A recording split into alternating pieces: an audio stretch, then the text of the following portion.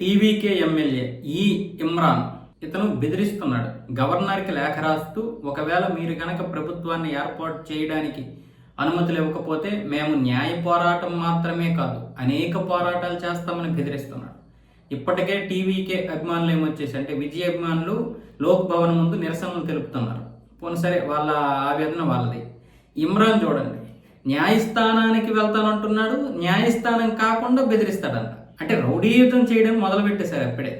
అంటే విజయ్ మీద అభిమానం అనే పేరుతో వీళ్ళ యొక్క అసలు బుద్ధి బయట పెడతా ఉన్నారు. విజయ్ ఏమంటాడు, నేను న్యాయ పోరాటం చేస్తాను అంటూ నిన్న 3 గంటల పాటు ఆ హైకోర్టుకి చెందినటువంటి రిటైర్డ్ జడ్జిలతో కూడా ఇచ్చేసాడు. అలాగే న్యాయవాదులతో కూడా చర్చలు జరిపాడు.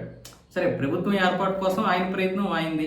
నిరసనలు తెలిపారు అభిమానులు, అంటే వాళ్ళ ఆవేదన వాళ్ళది. ఇమ్రాను నేను కోర్టుకి వెళ్తానంటే తప్పేం కాదు, మీరు బెదిరించాల్సిన అవసరం ఏం లేదు. కోర్టుకి వెళ్తానంటే తప్పేమీ కాదు. కోర్టుకి వెళ్తారన్న విషయం ఒక గవర్నర్కి తెలియదా?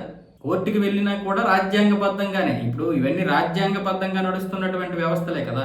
గవర్నర్ వ్యవస్థ కావచ్చు, కోర్టు వ్యవస్థ కావచ్చు, ఈసీ కావచ్చు, ఇవన్నీ రాజ్యాంగబద్ధంగా నడుస్తున్నటువంటివి. మీరు మద్దతు లేకుండా, అంటే పూర్తి మెజారిటీ లేకుండా ప్రభుత్వాన్ని ఏర్పాటు చేసుకోండి అని ఏ కోర్టులు చెప్తే, రాజ్యాంగానికి విరుద్ధంగా వెళ్ళండి అని కోర్టులు చెప్తున్నాయంటే రాజ్యాంగానికి విలువ లేనట్లే లెక్క. పోనీ సరే, ఇప్పుడు కోర్టుల ద్వారా వెళ్ళి మీరు ప్రభుత్వాన్ని ఏర్పాటు చేసుకుంటే తప్పేముంది? ఇంక గవర్నర్ ఏమంటున్నాడు, మీరే ప్రభుత్వాన్ని ఏర్పాటు చేసుకోండి.